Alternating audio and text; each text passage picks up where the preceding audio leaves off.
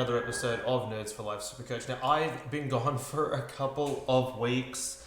Honestly, just been ridiculously busy. Life gets there sometimes, and I lost track of time. But I am back this week, and oh my god, the horrid season continues.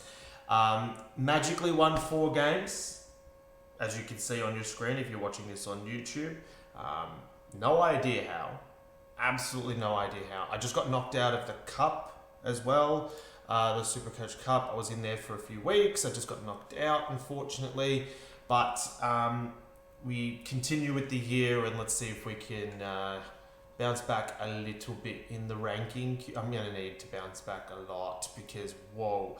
Now, in the absence, I had one horrendous week, one amazing week, and then an even more horrendous week, which completely outdid the amazing week. But before we get into all of that and what we should do, rookies to bring in this week, rookies to look out for next week, DPP changes, and a couple of primos who we should probably be targeting this week.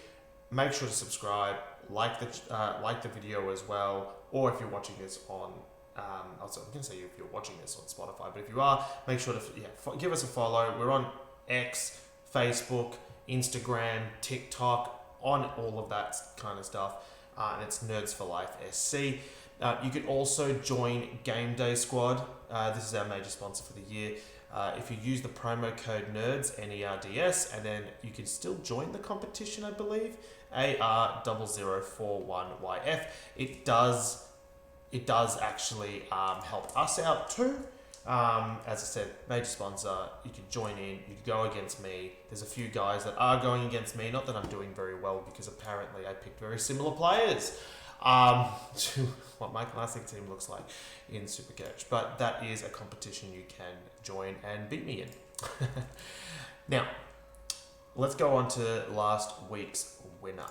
Okay, and I think I mentioned it at the start of last week. I'm going to drop it in the last episode. I'm going to drop it in the chat. I know this is outside of SuperCoach related stuff, but we have a lot of crap happening in the housing market in Australia at the moment, and I do work in home lending. So if you guys do want to have a comparison, see if you could do a little bit better when it comes to your rates, or if you're looking to make a purchase while things are, interesting at the moment, feel free to reach out. I'm going to put my booking link in the description below because that's what I do for a living, and I'm much better at that than what I am at SuperCoach apparently. Not that I've set the bar very high in SuperCoach this year. Now, Nerds for Life, Open League, we've got Petro, Chris's team. He's ranked 11 overall. Catastrophe, I've been struggling to say that all year, as 63. All right, these two have been absolutely killing it this year. Round 10 score was Jimmy Bunkers, 2,645. Massive. He's jumped 35,000 spots. 35,000 spots, which actually puts him about where I was prior. But he had a really good week when everyone else had a really bad week. And wow, Ben's team only just got knocked out by 22 points. So that's interesting. That's a big score. Most likely had Grundy as captain. I'm going to assume he did. Of course he did, because anyone that had success last week had Grundy as captain. Has a pretty decent team actually. Looking at that, it's not bad. Not bad at all. He got Lombard's 90 as well on the field. That forward line looks pretty good, and he held Lockie McAndrew, which I probably should have done in hindsight, but it is what it is. We can't go back on our decisions. So let's take a look on some future decisions that we're going to make, and we're going to look at rookie downgrade options. Okay. Now, I make this post every week. I put it on all my socials. The guys that I think are the most viable when it comes to rookie downgrades. Oh, sorry, I was really thirsty there. The rookie downgrade options for round 11. I know it's not Brody. I made a spelling error, which quite a few people in the comment section on X, TikTok, Twitter, and Instagram all told me. Bodie Ryan, 119k defender, negative 14 break even. Now, he is not scoring amazing, but he is playing this week, and I am bringing him in at this point. You can see him right there. in my defence, he's on my bench. He's not on the field. I needed to downgrade Blemairs. Blemairs is done. That's it. Honestly, Blemairs is done. He's not scoring well. He's going to start bleeding cash. I just wanted to cash in and put something in the bank. And then I haven't worked out what my upgrade is. I might actually continue to save cash because my ranking is cooked. So my season's very different. If you're at the top end and your rank is doing good, then maybe don't do this. But my rank is cooked. So what I'm going to start doing is, and I'm probably going to have a couple of ordinary weeks as a result, is I'm probably just going to keep banking cash and then start picking up players after their bye to have a really good, strong finish. Maybe win some leagues, or potentially. So, guys like Tristan Cherry, guys like Isaac Rankin, after their bye. Jordan Dawson does tempt me too. So that's what I'm thinking of doing. I haven't really necessarily committed to it, but it is not something that I would recommend if you are actually looking good. I am not. So I'm going to go with a little bit of a different strategy because I kind of suck this year. But he is the only viable rookie on the bubble this week. That's it. I think he's the only one that has played 2 games. It's about to play his 3rd, except for Wade Dirksen. Yes, I also spelt that wrong. My bad. 99k defender, negative 33 break even. Has killed it in the VFL the last 2 weeks. Carlton did win. So because Carlton won, there's a chance they won't make any changes this week, which is why I don't think he's back in the team. If he is back in the team, I actually don't know who I would prefer. I could get both because I have a Jax who's likely not playing. I could bank, what is that, 160k for next week. I've already got 296k, another 160k. That's basically a primo right there that I could bank. So I don't hate that. I might jump on that. Now the other one is Jack Eisen. I think that, look, I know that he looked really good, but do you remember that Sam Cumming looked really good as well? What happens if Jack Eisen goes out this week, gets injured in the first quarter? It could happen, and that's the problem with jumping on rookies early. And then when you jump on one rookie early, he is the best downgrade option the next week, right? Who are you downgrading to after that? Now, I know this particular round, we've got a few downgrades that we can look at next week. We've got Noah Robert Thompson. We have, Banfield. We've got a few. Okay, we have Oliver. But we've got, in most weeks, there's usually just 1, maybe 2. Okay? If you're jumping on guys early, you end up jumping on guys early the following week as well. Because the best player that week was the one that you picked up last week. So now you're jumping on the best next option, if that makes sense. And you kind of just keep doing it throughout the season. And it might work once or twice, but then you're going to get bitten on the ass the second it sucks. I think it was people went really early on Steen. Now, Steen was a good pick overall, yes. People went early on Steen, and I think he went from like a really big score to a 20 or something the following week, and they had him on the field. It's just that kind of thing. I prefer to wait for the second game. Okay, he'll be in my team next week. He'll just be in my team next week. And I'm happy with that. Probably going for a Banfield and Ison next week. I think that both are good options. Malachi Champion, here's an interesting one. He's already had price rises, but his break-even's -4. If you're looking for a forward, it's not a horrible pick. 171k. His job security is good. He's actually played a few games this season. And there was a post that came out. I think I shared it. Here it is. Andrew McQualter spoke really well about him. He's intelligent. He's a young man. He understands the game plan inside and out in his role, and he works hard. And that's the thing. There's a chance that he continues to stay in the side, and it's not a horrible pick. You're probably not going to make much cash. It's one of those guys that maybe you just hold him for a while.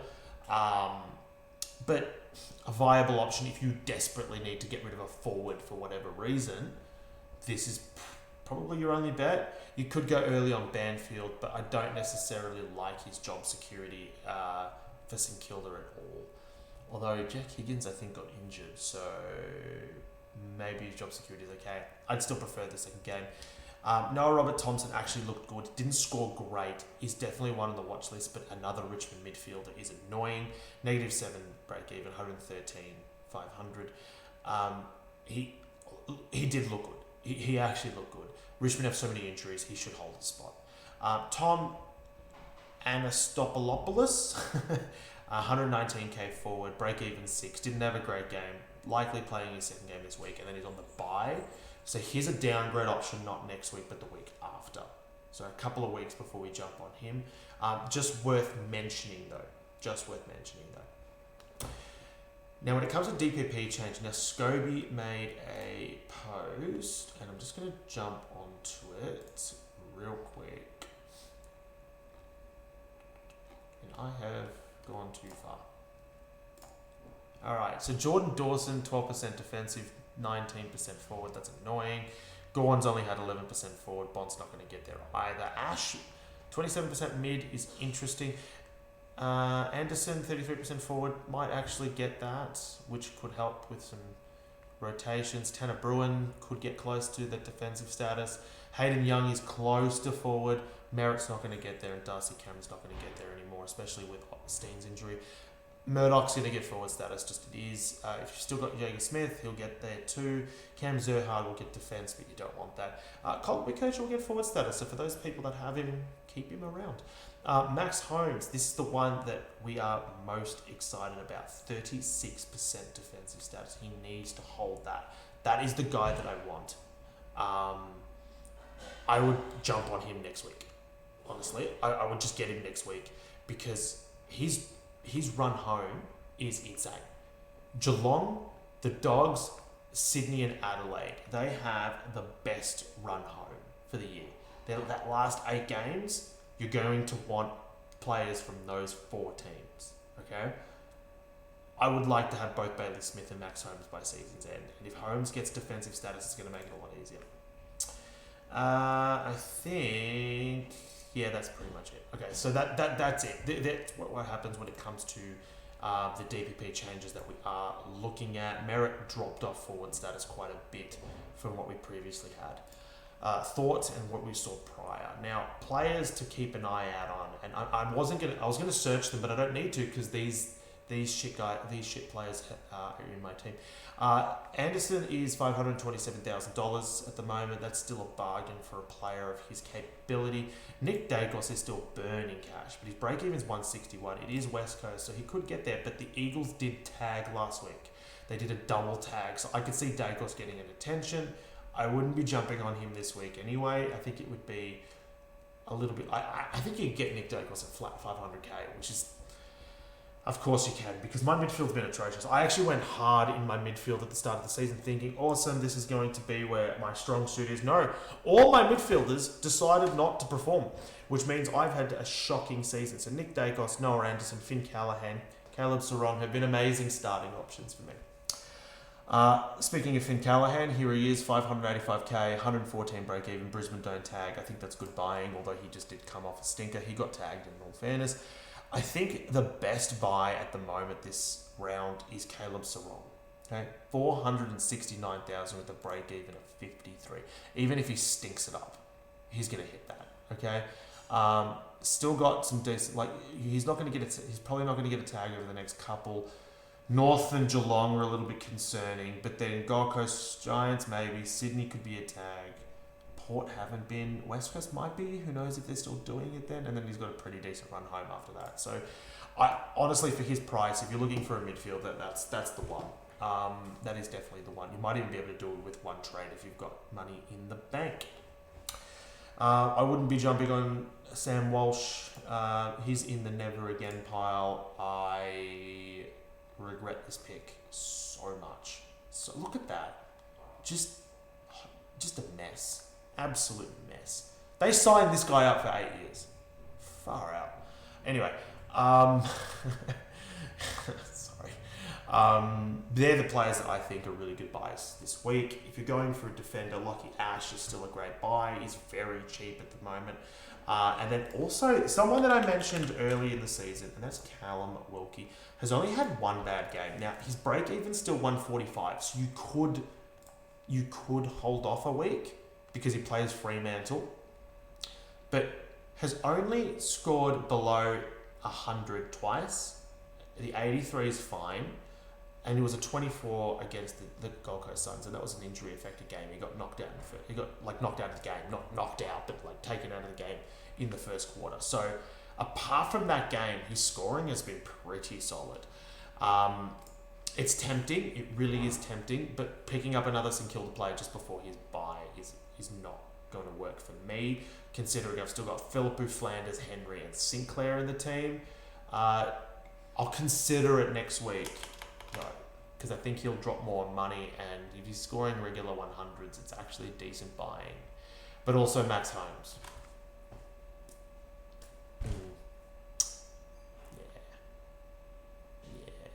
I don't know what to do. I'll figure it out.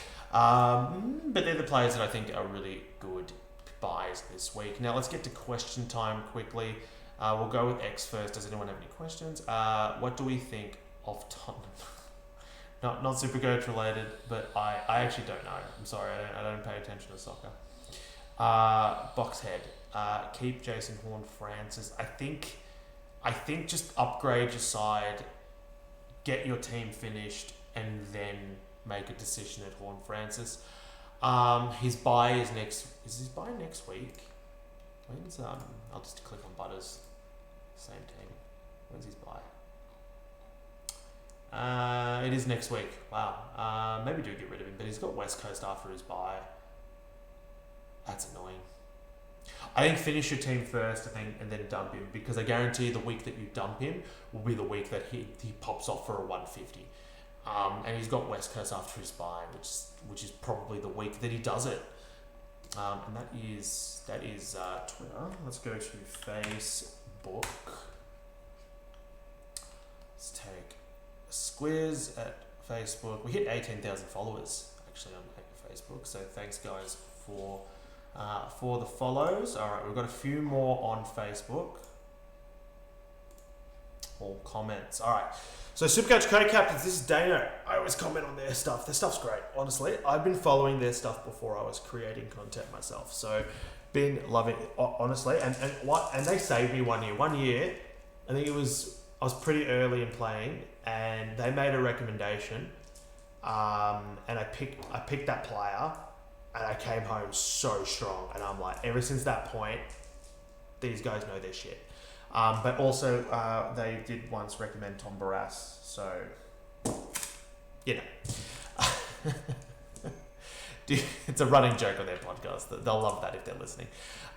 Do you think that West Coast will continue with the double tag after it was so successful against the Giants? And if yes, are you now worried about Murdoch doing the forward tag again? I'm a little worried because it worked. And it worked quite well. So, yes, I'm a little bit worried. But also, Murdoch's break even is still low enough for him to potentially reach it, or if he just misses it, he won't lose a lot of cash. So I'm willing to wait, because if hypothetically it was a once-off game, and they go with Brad Ho as the tagger moving forward, it means that Murdoch could still score well enough in our forward line. I'm just going to hold for another week, honestly. Just one more week. How did your comment get more likes than my post, by the way? Anyway, Duncan McDonald. Is English gonna play? Not sure whether to make Gordon captain of the ship. Okay, no, Duncan. He is not. He's listed as TBC, so we don't know. But then again, the Dogs have listed Richards and English as TBC before, and then they just play that week. So who really knows with the Dogs this year? But no, I don't think English is playing this week. He's had too much concussion history for them to risk him. They will play it safe, unfortunately. Dom taking the punt on Zorko. Sorry, I said Zuko because Zuko is my dog's name. Taking the punt on Zorko. That's not even a question. I like it, honestly. His price tag's good. I think Wilkie's better. I don't know why. I just think that he's better this season.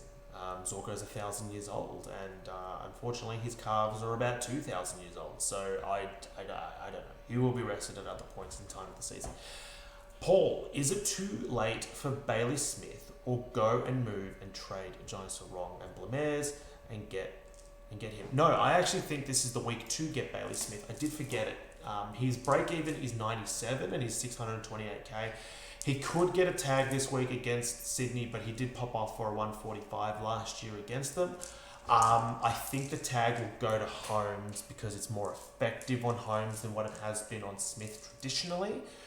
No, I think this is the week to jump on Bailey Smith. The only concern is that there has been reports that he's got some shoulder issues and might not play. So keep an eye out on that. But no, if you really want Bailey Smith, I think this is definitely the week to do it. Michael, is this a no trade week? No, I think that if you can do a trade, do it.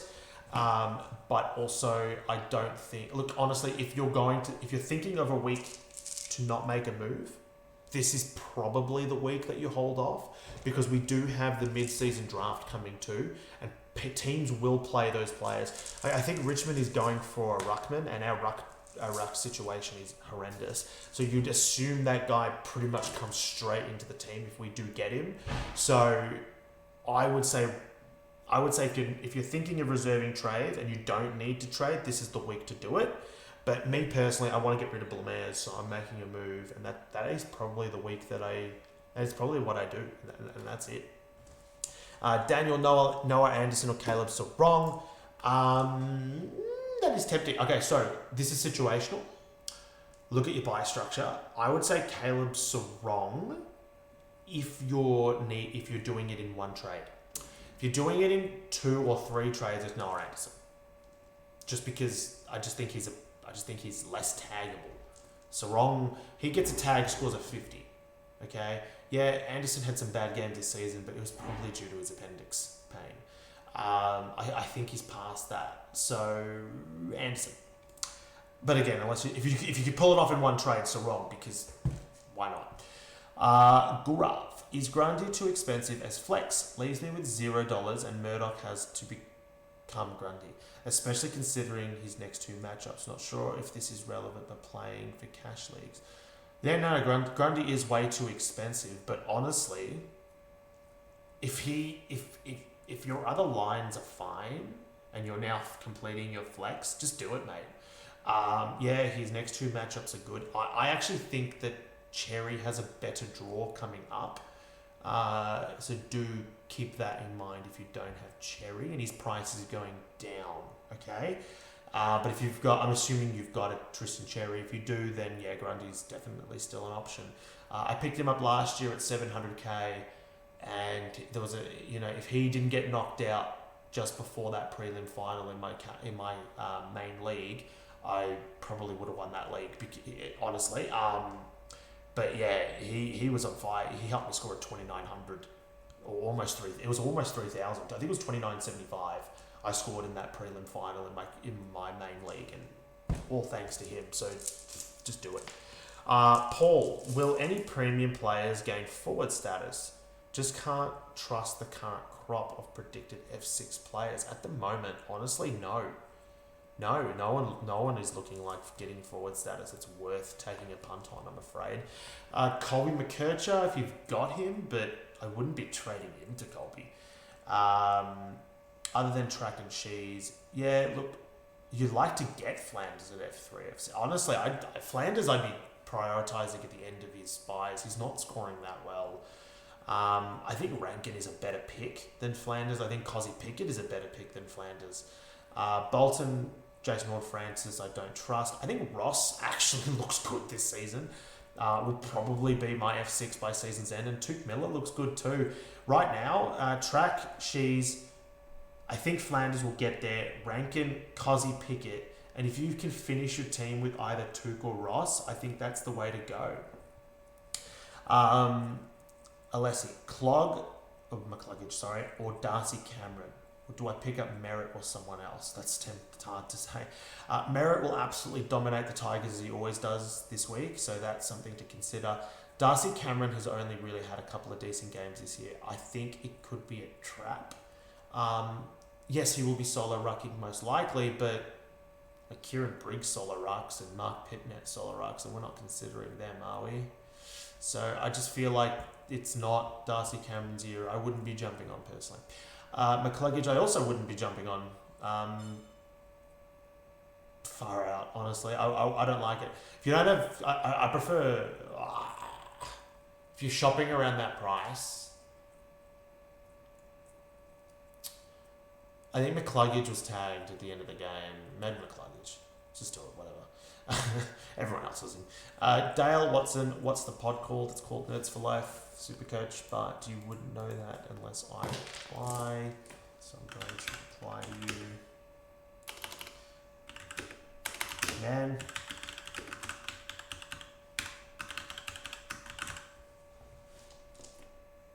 And then we've got Susan. Dacus, Whitfield, or Holmes. Not Dacos. Whitfield, yes, definitely, if you can get there. But Max Holmes, I would be getting him next week because I could see a tag going to him this week. Now, that's it. Thanks, guys, for watching. I'm done for this week. I'll be back same time, same place next week. We will also have the captain's video come out as well later on. Thanks for watching.